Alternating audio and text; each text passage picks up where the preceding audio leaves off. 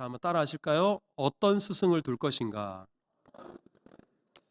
어떤 스승이 될 것인가? 지난 5월 15일은 스승의 날이었고 오늘은 우리 교회가 정한 교사 주일입니다. 자연스레 우리가 스승에 대해서 생각하게 되는데요. 어떤 분은 이런 말을 했어요. 좋은 스승을 만나는 것은 인생 최대의 축복이다. 좋은 스승이 그만큼 중요하다는 이야기고, 또 반면에 어떤 사람은 스승이 없는 자에게도 스승이 있는데 그 스승은 바로 사탄이다, 이렇게 말을 했어요. 좀 극단적인 말이죠. 근데 둘 다 스승이 그만큼 중요하다는 의미일 것입니다. 여러분들은 어떻게 생각하시는지 모르겠습니다만 어떤 대학이 좋은 대학인가? 요즘은 취업률이 높고 또 우리 사람들 사이에 인지도가 높은 대학이 좋은 대학이다, 이렇게 생각을 합니다만, 예전에는 그 학교에 좋은 도서관이 있나, 그리고 좋은 교수가 있나, 이걸 좋은 대학의 대단히 중요한 기준으로 생각을 했습니다. 왜냐 그러면 우리 사람이 스승에게서 배우는 것을 크게 사사라고 하기도 하고요, 사숙이라고 하기도 해요. 근데 이게 무슨 말이냐면, 사사라는 말은 스승으로부터 직접 가르침을 받는 것, 사사받는다, 사사한다 그러잖아요. 그러니까 사숙이라는 말은 스승으로부터 직접 가르침을 받지 않지만 스승이 쓴 책들 아니면 어떤 작품들을 통해서 간접적으로 가르침을 받는 것을 말합니다. 그러니까 대학에 좋은 교수가 있다는 것은 사사를 위해서 반드시 필요하고, 대학에 좋은 도서관이 있다는 것은 사숙을 위해서 대단히 중요한 것이겠죠. 자, 그래서 도서관과 교수가 좋으면 좋은 대학이다, 이 말은 바꿔 말하면 좋은 스승을 가지고 있는 대학이야말로 좋은 대학이다, 이 말일 것입니다. 이렇게 스승이 중요한 겁니다. 하지만 우리 안타깝게도 우리가 살고 있는 이 시대를 스승이 없는 시대다, 그렇게 사람들이 한탄합니다. 자, 여러분들은 한번 답해 보십시오. 자녀 교육에 있어서 어떤 교육이 가장 중요하다고 생각하십니까? 우리 수정교회 성도들이야 뭐 사람됨, 인성, 성품, 신앙, 뭐 이게 자녀 교육에 있어서 가장 중요하다라고 생각하시죠? 목소리가 좀 작습니다. 근데 아마 여러분들도 별반 다를 바 없을 것 같아요.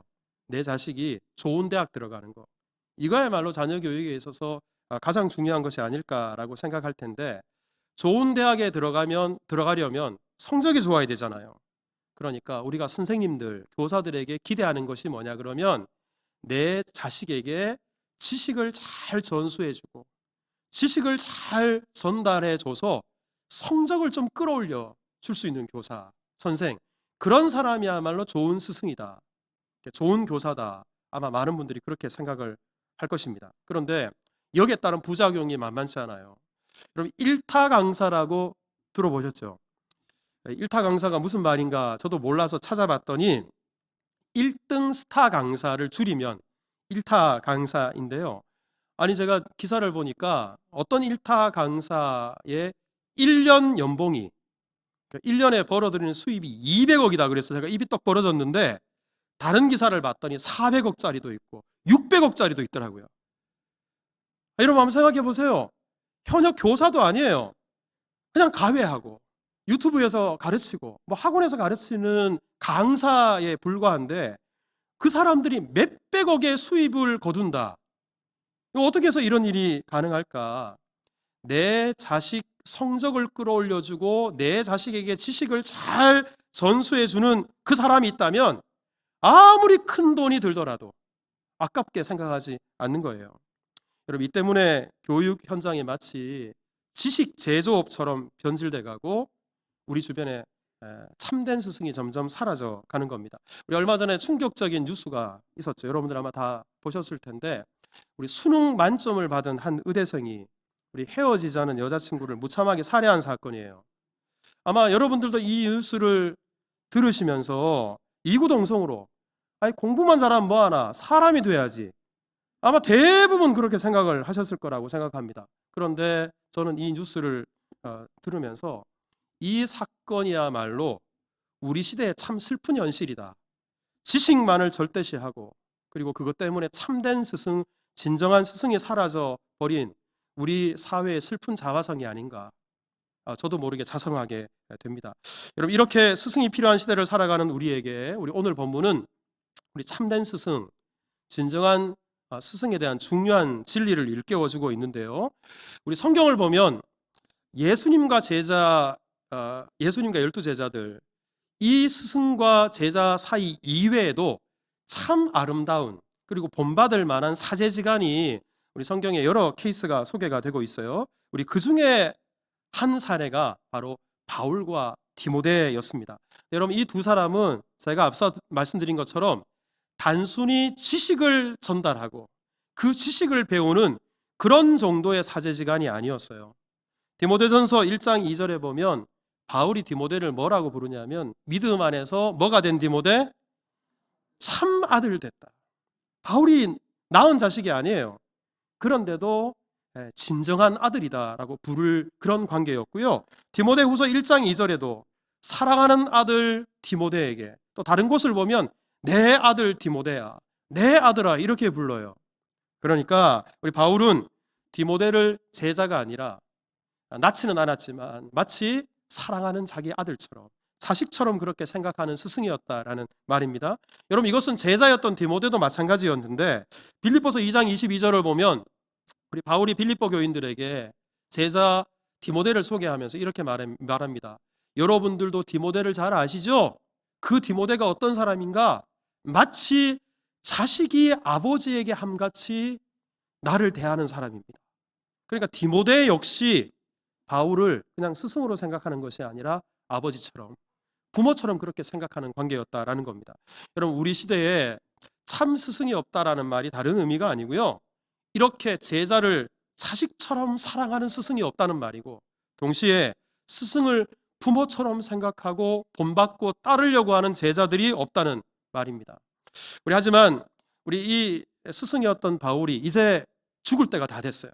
천국 갈 때가 다 되었어요. 오늘 우리가 디모데 후서를 읽었습니다만, 우리 바울이 쓴 편지 중에 맨 마지막에 쓰여진 편지가 오늘 우리가 읽은 디모데 후서입니다. 우리 디모데 후서 1장 8절을 보면 이런 말씀이 있어요. 주를 위하여 내가 지금 갇혀 있다. 사도행전에도 보면 바울이 로마 감옥에 갇힌 것이 나오는데, 그것을 1차 투옥이라고 하고요. 지금 이 구절은 바울이 그때 풀려났다가 또다시 감옥에 갇힌 거예요. 이걸 2차 투옥이라고 하고, 이 두 번째로 감옥에 갇힌 이후에 바울은 순교를 당해서 형장의 이슬이 되어 죽음을 맞이하게 됩니다. 그런데 바울이 주변에 지금 돌아가는 것들을 보니까, 환경을 보니까, 이제 내가 죽을 때가 다 되었다라고 생각을 해요. 그래서 우리 디모데후서 4장 6절에 보면 나의 떠날 시각이 가까웠도다. 이제 죽을 때가 다가오고 있다. 우리 그 다음 절을 보면 의의 면류관이 나를 위해서 예비되었다. 여러분, 의의 면류관 어디 가서 쓰는 거예요? 천국 가서 쓰는 거죠. 이제 내가 죽을 때가 다 되었다라는 겁니다. 실제로 우리 성경학자들은 바울이 디모데 후서를 기록했을 때가 한 67년경이었는데, 이 편지를 쓰고 나서 한 1년 정도 지나서 68년에 사도 바울이 순교했다, 그렇게 말하고 있습니다. 그러니까 디모데 후서는 스승이 제자에게 살아생전 마지막으로 남기는 유언과 같은 편지다, 그렇게 볼 수 있는데요. 그러면 대단히 의미가 있잖아요. 이 편지가 마지막 쓰는 이 편지에 어떤 내용을 담았을까? 우리 제자에게 어떤 말을 남겼을까? 여러분, 이때 당시 디모데는 바울이 설립했던 에베소 교회에 가서 바울 대신에 목회를 하고 있었습니다. 그러니까 제자였던 디모데가 어느덧 장성해서 에베소 교회에서 영적 스승의 역할을 감당하고 있었던 겁니다. 그래서 바울은 디모데에게 그 영적 스승의 역할을 제대로 잘 감당할 수 있도록 참된 스승이란 어떤 사람인가, 진정한 스승이란 어떻게 사는 사람인가, 이걸 디모데 후서에 꽉꽉 눌러서 담아 우리 디모데에게 편지를 보냈던 겁니다. 근데 오늘 본문에서 중요한 키워드가 하나가 있어요. 자, 우리 3절 끝부분을 보시면 바울이 이렇게 말을 해요. 사람들이 스승을 많이 두려고 한다. 스승을 많이 두려고 한다라는 이야기입니다. 이 말은 바꾸어 말하면 이때 당시에 사람들이 선호하는 스승이 있다는 거예요. 인기 있는 스승이 있다는 거예요. 그러니까 너도 나도 그런 스승들을 가까이 하려고 한다는 거예요. 하지만 바울이 제자였던 디모데에게 남기고 싶은 말은 사람들에게 인기 있는 스승이 되려고 하지 말고, 사람들이 많이 두려고 하는 스승이 되려고 하지 말고, 하나님께서 인정하시는 스승이 되어라. 하나님을 기쁘시게 하는 스승이 되어라. 그 내용이 바로 오늘 본문입니다. 자, 그러면 사람들은 어떤 스승을 두려고 할까요? 어떤 스승이 사람들에게 인기 있을까요? 자, 우리 먼저 저를 한번 따라서 합시다. 어떤 스승을 둘 것인가? 자, 우리 3절 말씀을 같이 한번 읽어볼까요? 다 같이 시작. 때가 이르리니 사람이 바른 교훈을 받지 아니하며 귀가 가려워서 자기의 사욕을 따를 스승을 많이 두고. 여러분, 여기서 때가 이른다라는 말은 마지막 때가 가까울수록, 세상의 종말이 다가올수록 나타나는 현상이 하나가 있는데, 그것이 바로 뭐냐면 바른 교훈을 받지 않으려고 한다라는 말이에요. 바꿔 말하면 바른 교훈을 가르치는 스승은 멀리하고 바르지 않는 교훈을 가르치는 스승을 가까이 하려고 하는 것이 말세의 현상이다라는 이야기입니다. 그럼 여기서 바른 교훈이 뭘까요? 여러분, 이 서신서 안에서, 바울의 서신서 안에서 다른 복음 또는 바르지 않은 교훈, 이 교훈이라는 말은 다름이 아니라 복음을 가리키고요, 그리고 하나님의 말씀을 가리킵니다. 그러니까 복음을 전하는 사람들을 사람들이 미워한대요. 그리고 하나님 말씀을 정확하게 가르치는 사람들, 그 사람들을 사람들이 싫어한대요. 그러면 왜 사람들은 복음을 싫어할까? 왜 사람들은 하나님의 말씀을 들으려고 하지 않을까? 무엇보다 더 중요한 이유는 복음은, 하나님 말씀은 죄를 지적하기 때문에 그렇습니다. 여러분, 복음이라는 것이 복된 소식이잖아요. 하지만 복음의 출발이 뭐냐 그러면 죄에 대한 지적이에요. 예수님께서 왜 하늘의 영광 보좌를 버리시고 하나님이신 분이 사람이 되셔서 이 땅에 오셨을까요? 우리 죄를 해결하시기 위해서, 우리 죄 문제를 해결하기 위해서 그렇게 하신 겁니다. 죄 없는 예수님께서 왜 십자가에 못 박혀 죽으셨을까요? 우리의 죄를 대신 지고 십자가에 못 박혀 죽으신 겁니다. 때문에 복음의 출발은 언제나 당신 죄인이야, 너 죄인이야, 교만해, 그거 욕심이야, 회개해야 돼, 가장 먼저 선포되는 것이 죄의 지적입니다. 그런데 사람들은 죄인이라는 말을 듣는 것을 극도로 싫어해요. 제가 지난번에도 한번 말씀드린 적이 있습니다만, 어떤 미국의 목사님께서 로마서를 차례대로 강의에 가던 도중에 로마서 앞부분을 보면 계속해서 죄인이라고 지적하거든요. 의인은 없나니 하나도 없다, 모든 사람이 죄를 범했다, 당신 죄인이야. 로마서가 복음을 담고 있기 때문에 그 복음이 되려면 내가 죄인인 것을 먼저 알아야 되거든요. 그래서 몇 주에 걸쳐서 죄인입니다, 죄인입니다 설교를 했더니, 한 번은 설교를 듣고 있던 사람 중에, 미국에는 총기가 소지를 할 수 있잖아요. 총을 꺼내가지고 강대상을 향해 쐈어요. 그런데 여러분, 다행인 것이 앞에서 설교하는 목사는 여러분들이 움직이는 작은 미동에도 눈이 갑니다. 왜냐 그러면 지금 대부분 꼿꼿한 자세로 저를 향해서 반듯한 자세로 움직이지 않고 말씀을 듣거든요. 그러니까 어떤 분이 말씀 듣다가 이러고 있는다든지 딴짓을 한다든지 아니면 뭘 주섬주섬 하면 제가 보려고 하지 않아도 자동으로 움직임에 눈이 반응을 해요. 그러니까 이 목사님도 다 목사님 말씀에 귀를 기울이고 있는데 갑자기 주섬주섬 호주머니 안에서 총을 꺼내니까 이상하다 싶어서 얼른 숨었어요. 다행히 목사님이 총에 맞지 않았어요. 여러분, 이건 뭘 보여주냐 그러면, 그만큼 사람들은 죄인이라는 지적을 듣기 싫어하고요, 죄인이라는 말을 듣기 싫어해요. 왜 그런지 아십니까? 사람이 의인이 아니라 죄인이기 때문에 그래요. 만약에 죄가 없다면 죄인이라고 한들 뭔 그게 나에게 영향을 미치겠어요. 내가 죄인이니까 죄인이라는 소리를 듣기 싫어하는 겁니다. 또 한 가지, 사람들이 복음을 싫어하고 또 하나님 말씀을 거부하는 이유는, 복음은, 하나님의 말씀은 내 뜻대로 살 것이 아니라 하나님의 뜻대로 살으려고 하고요, 내 마음대로, 내 취향대로, 내가 원하는 대로 사는 게 아니라 하나님 말씀에 순종하라고 하거든요. 여러분, 사람들은 천성적으로 누가 이래라 저래라 하는 걸 싫어해요. 여러분, 어떠십니까? 내 마음대로 하고 싶잖아요. 내 마음이 가는 곳으로 가고 싶잖아요. 그런데 누가 자꾸 이래라 저래라 하면 그것이 부모님이건 교회 교육자건 아니면 교사이건 간에 이거 듣기 싫어해요. 자, 우리 한 가지 예를 들어볼까요? 우리 교회 2부 예배, 3부 예배 때는 예배 좌석이 별로 남지 않으니까 예배 안내위원들이 여러분들 예배당에 들어오실 때 자, 우리 앞쪽으로 가서 앉아주세요. 입구 말고 요 안쪽으로 들어가 주세요. 이쪽에 와주세요. 저쪽에 와주세요. 이러고 안내를 해요.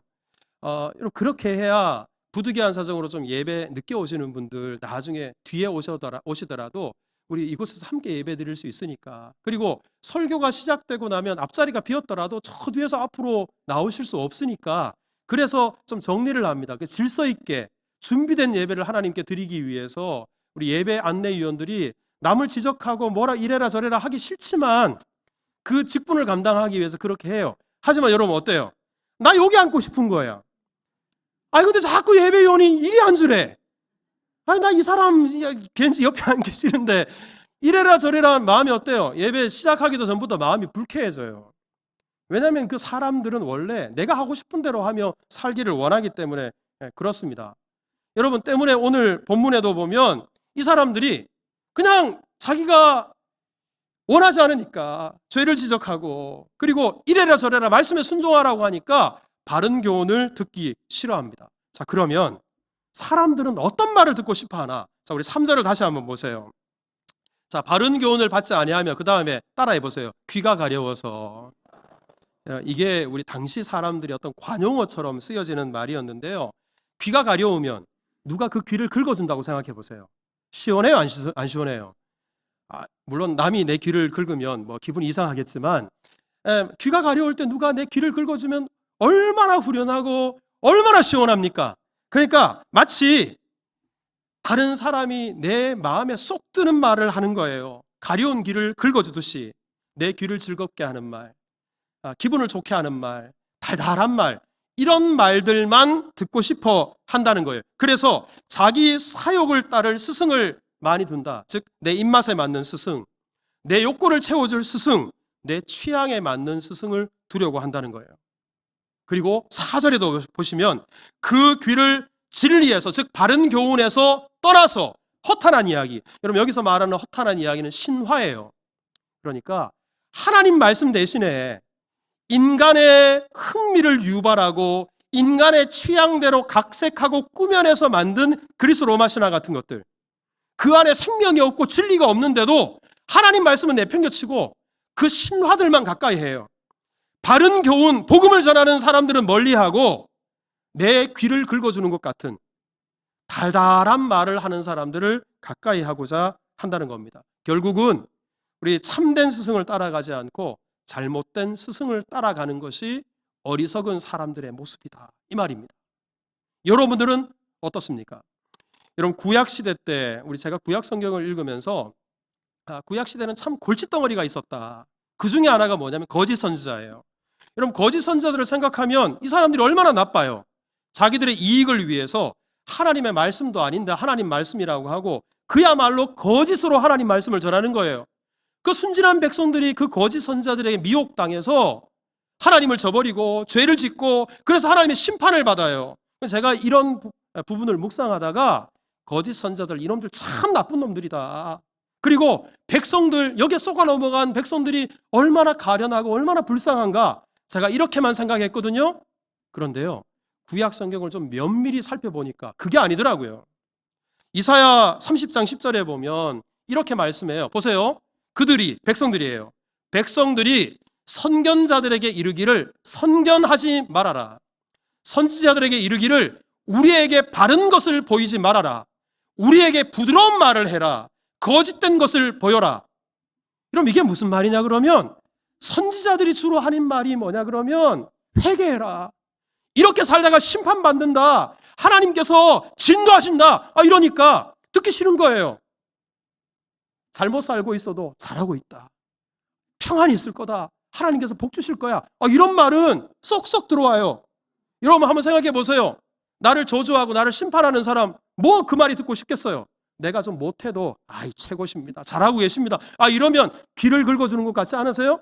백성들이 선지자들도 나쁘지만 그런 가짜 선지자들을 가까이 하고 그런 가짜 선지자들의 말에 귀를 기울이는 백성들 때문에 진짜 선지자들은 설 자리가 없어요. 가짜 선지자들이 점점 많아지는 겁니다. 누가 더 큰 문제예요? 여러분, 분별하지 못하는 백성들이 더 큰 문제예요. 그래서 예레미야 5장 31절에 보면 선지자들이 거짓을 예언해요. 그런데 문제는 내 백성은 그것을 어떻게 여긴다고요? 좋게 여겨요. 좋게 여겨요. 그러니까 여러분들, 지금의 설교자들도 마찬가지예요. 여러분들이 제가 하나님의 말씀을 주해하고 또 하나님의 말씀을 묵상해서 그것을 전할 때는 여러분들이 설교를 들으시면서도 눈을 감아, 그리고 고개를 떨고 딴짓을 해. 눈빛이 그냥 흐리멍텅해. 그런데 제가 우스갯소리라도 하고 아니면 뭐 재밌는 예화라도 꺼내가지고 그냥 잡담들을 하면 눈이 반짝반짝해요.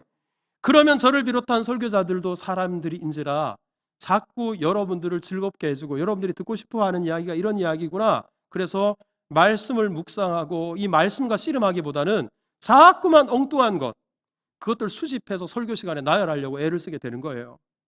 때문에 사랑하는 성도 여러분, 듣기 싫어도 내 마음에 거북해도 마음에 찔림이 있어도 하나님의 말씀을 사모하는 은혜가 있기를 바라고, 그것이 하나님의 말씀이라면 아멘 하실 수 있기를 축복합니다. 여러분, 교회학교 교사들 중에도요, 아이들이 요즘 시대에 교회 나오는 것만 해도 고맙잖아요. 그러다 보니까 그냥 애들이 이래도 좋고 저래도 좋아요.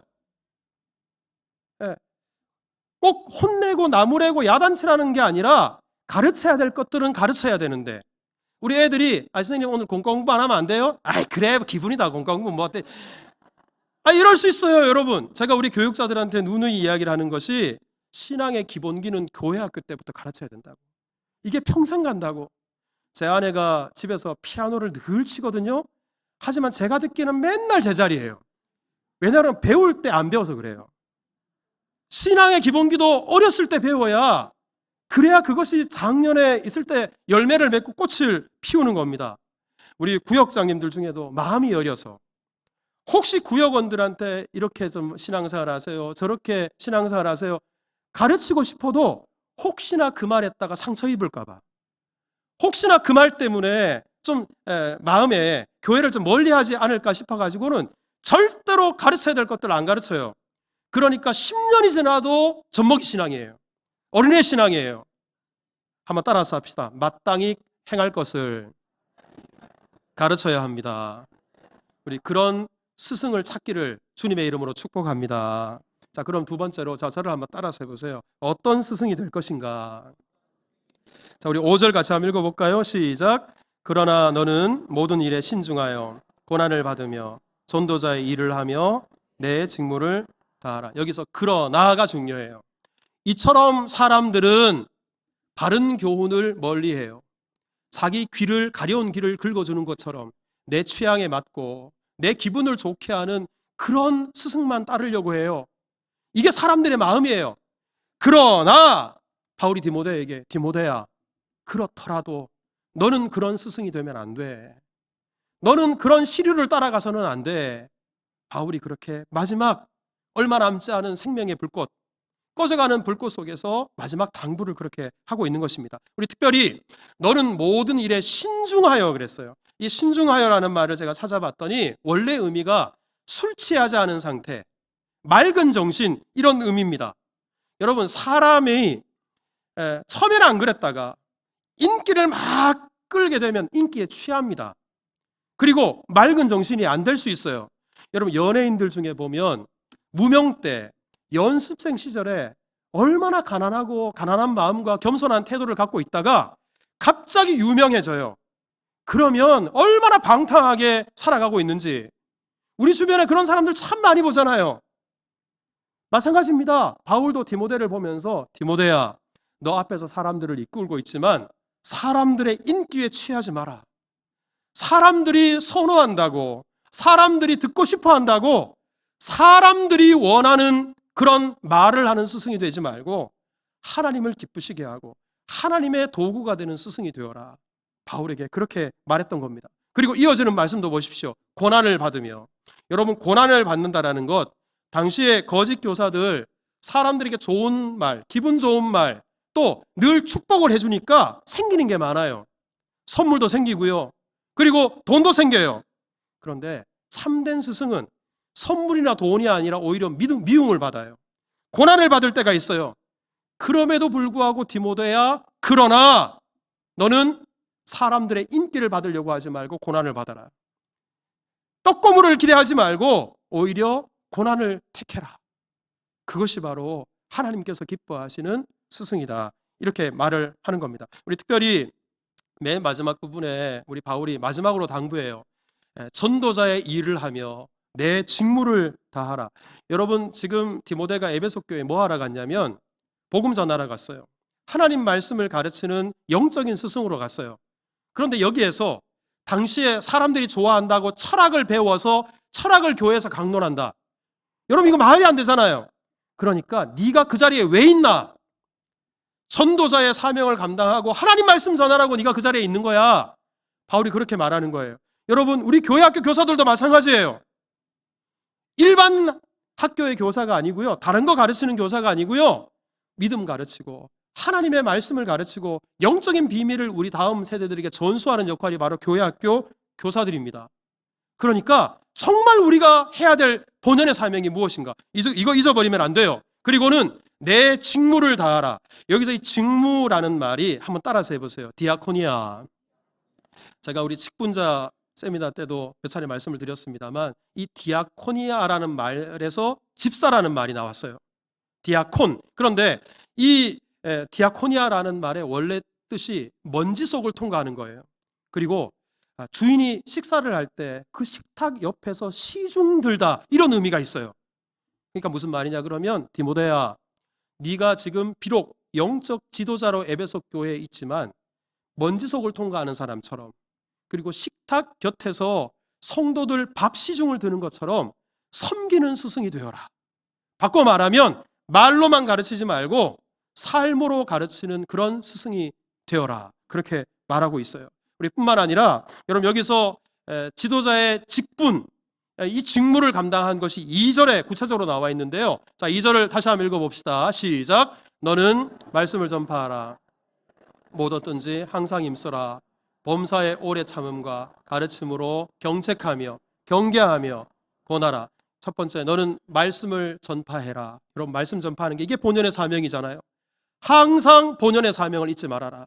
그리고 항상 힘써라라는 말은 어디서든지 하나님 말씀을 전할 수 있도록 준비되어 있어라. 준비되어 있는 스승이 되라라는 말이에요. 그리고 그 다음이 중요한데, 경책한다라는 거, 이 질책하는 거예요. 경계한다라는 거, 벌을 주는 거예요. 잘못하고 있으면 잘못한 것에 대해서 잘못했다고 지적할 줄 알고 깨우쳐 줄 수 있어야 된다. 단, 경책하고 경계하기에 앞서서 한번 따라서 해보세요. 오래 참음으로 경책하고 경계하고, 맨 끝에 권하라는 말이 위로한다, 격려한다라는 말이에요. 할 수 있으면 부드러운 말로, 할 수 있으면 사랑스러운 말로 바른 길로 인도할 수 있어야 된다. 그렇게 우리 제자들을 길러낼 때 그 제자들이 훗날 좋은 스승이 되어서 또 다른 제자들을 길러내게 될 것이다.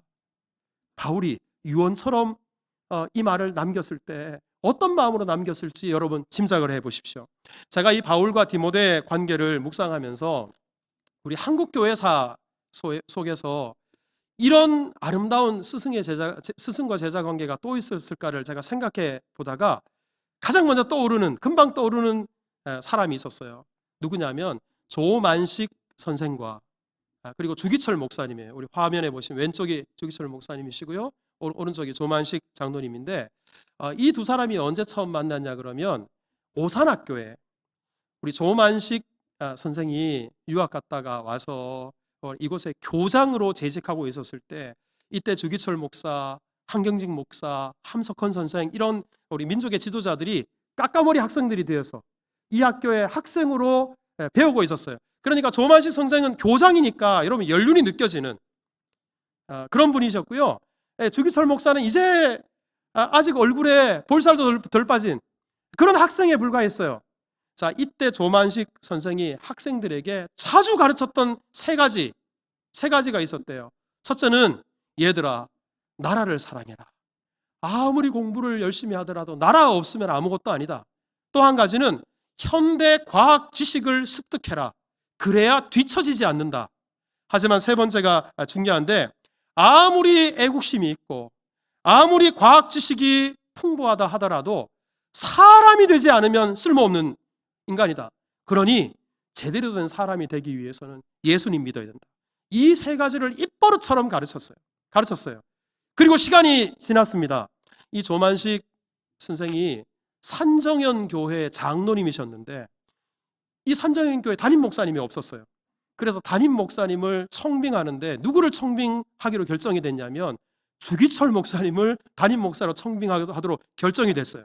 조만식 장로님이 청빙위원 장로님과 함께 제자였던 그 까까머리 학생에 불과했던 주기철 목사님을 찾아갑니다. 그리고는 그 앞에 무릎을 꿇어요. 바뀌어진 거죠. 무릎을 꿇고 그 주기철 목사가 깜짝 놀라서, 아이 선생님 왜 이러십니까? 편하게 앉으십시오. 편하게 말씀하십시오. 아니, 그때는 그때고 지금은 다르지 않냐? 내가 어떻게 여기에 그렇게 할 수 있느냐? 끝까지 무릎을 꿇고 우리 교회 와서 우리 교회 섬겨주십시오. 그렇게 부탁을 했어요.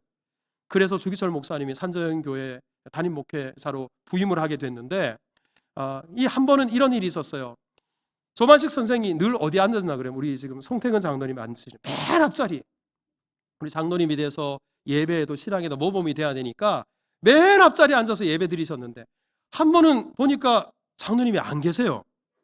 주 목사님이 어디 편찮으신가? 무슨 일이 있나? 그랬더니 예배가 시작되고 난 이후에 지각을 하신 거예요.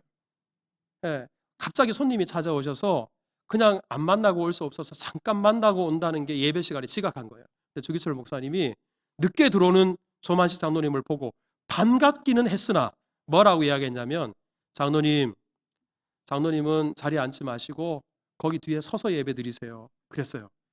제가 만약에 우리 성도님들 중에 이렇게 말했다 그러면 아마 대부분이 교회가 수정교회밖에 없나 이런 생각을 했을 텐데, 그분이 그 제자였던 주기철 목사님이 그렇게 강단에서 말하는데 예배 끝날 때까지 서서 예배를 드려요. 그리고는 예배가 다 끝났어요. 성도들이 일어서려고 하는데, 잠깐만 기다리십시오. 장로님 앞으로 좀 나오세요. 장로님 기도 한번 해주세요. 그랬어요. 그랬더니 장로님이 그렇게 기도했다고 하죠. 하나님, 이 죄인을 용서해 주십시오. 사람 만나다가 하나님 만나는 예배 시간에 늦었습니다. 그리고 하나님의 종의 마음을 아프게 했습니다. 그리고 성도들 은혜롭게 말씀을 듣지 못하도록 방해했습니다. 이 죄인을 용서해 주옵소서. 성도들이 눈물바다가 됐어요. 무엇을 느꼈겠어요? 주기철 목사님은 자기 스승에게 배운 대로 하는 거예요. 자기 위치에서 직무를 다하는 거예요.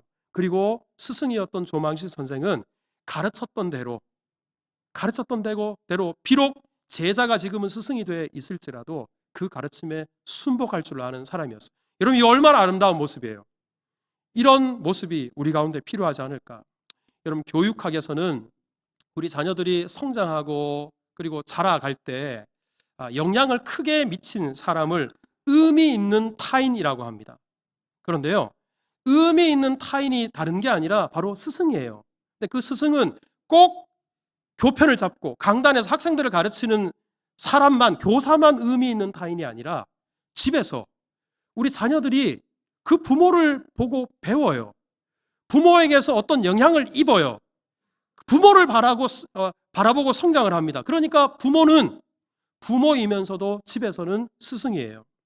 직장에서 여러분, 상사 그리고 부장, 과장님들 이 자리에도 많으실 텐데 부하 직원들이 여러분들을 보면서 성장을 해요. 그러니까 직장에서도 내가 원하지 않더라도 내가 스승일 수 있고요. 교회에서도 마찬가지예요. 우리는 원하건 원하지 않건 스승을 두고요. 그리고 우리가 스승이 됩니다. 여러분들은 어떤 스승을 가까이 하고 계십니까? 그리고 여러분들은 어떤 스승이 되어 살아가고 계십니까? 사람들의 인기에 따라가는, 취향에 따라가는 그런 스승이 아니라 하나님을 기쁘시게 하는 스승을 가까이 하시고 그런 스승이 되어서 믿음의 선한 영향을 끼치는 우리 모두가 될 수 있기를 주님의 이름으로 축복합니다.